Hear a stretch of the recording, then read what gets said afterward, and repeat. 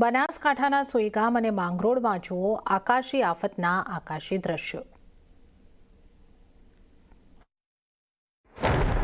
જ્યાં જુઓ ત્યાં પાણી જ પાણી, ચારે બાજુ આકાશી આફતના જળબંબાકારના દ્રશ્યો બનાસકાંઠાના સુઈગામના છે। અહીં 17 ઇંચ વરસાદ પડ્યાના 3 દિવસ થઈ ગયા છે, છતાં પણ આ વિસ્તારમાંથી પાણી ઓસર્યા નથી। પાણી એટલા ભરાયા છે કે ખેતરોના ખેતરો ડૂબી ગયા છે। સુઈગામ આ વખતે પૂરની ભયંકર ઝપેટમાં આવ્યું છે। ગામડાઓ પાણીમાં ઘેરાઈ ગયા છે, ખેતરો ડૂબી ગયા છે અને લોકો મુશ્કેલીમાં મુકાયા છે। આ અવકાશી દ્રશ્યો સ્પષ્ટ દર્શાવે છે કે હાલની સ્થિતિ કેટલી ગંભીર છે। એક બે ગામ નહીં પરંતુ 17 ગામમાં પૂરે તબાહી મચાવી છે। રસ્તાઓ તૂટતા ઘણા ગામોનો સંપર્ક સંપૂર્ણપણે કપાઈ ગયો છે। ડ્રોન તસવીરોમાં સ્પષ્ટ દેખાઈ રહ્યું છે કે જ્યાં પહેલા ખેતરો અને ઘર હતા ત્યાં હવે પાણી જ પાણી છે। ગામના ઘરોમાં પાણી ઘૂસી ગયું છે અને ઢોર પણ પૂરના પાણીમાં ફસાયેલા જોવા મળે છે।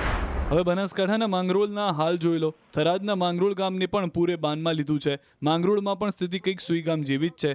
વરસાદના કારણે આખું ગામ પાણીમાં ગરકાવ થઈ ગયું છે। વરસાદ બંધ થઈ ગયો હોવા છતાં પાણીનો નિકાલ ન થતા ગામોમાં ઠેર ઠેર પાણી ભરાયેલા છે। ભારતમાલા રોડ નીચે પાણીના નિકાલ માટે કોઈ નાળા બનાવવામાં આવ્યા નથી, જેના કારણે વરસાદનું પાણી ગામમાં જ જમા થઈ રહ્યું છે। સેનલ માતાના મંદિર પાસે પણ પાણી ભરાયેલા હોવાથી શ્રદ્ધાળુઓએ પાણીમાંથી પસાર થઈને દર્શન કરવા જવું પડે છે। દૂધ મંડળીમાં દૂધ ભરવા જવામાં પણ લોકોએ પાણીમાંથી પસાર થવું પડે છે। 48 કલાકથી વધુ સમય થવા છતાં પણ હજુ સુધી ગામમાં વીજ પુરવઠો શરૂ થયો નથી।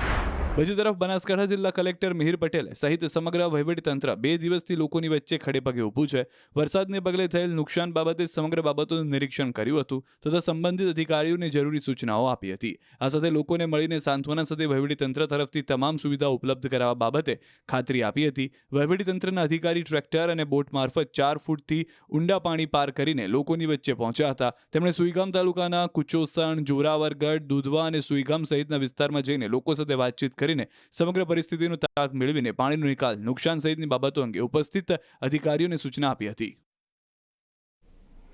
ત્યારે જ ઉત્તર ગુજરાતમાં અચાનક વાતાવરણમાં પલટો, છવાઈ ધુમ્મસની ચાદર। હજુ 2 દિવસ પહેલા અહીં વરસાદ ધબધબાટી બોલાવી રહ્યો હતો। ખેતરો પાણીથી તરબોળ હતા। ઉત્તર ગુજરાતના હાલ બેહાલ થઈ ગયા હતા। ત્યારે અચાનક જ વાતાવરણમાં પલટો આવ્યો। ચોમાસાથી સીધું જાણે શિયાળાનું આગમન થવાનું હોય તેમ ધુમ્મસની એન્ટ્રી થઈ ગઈ છે।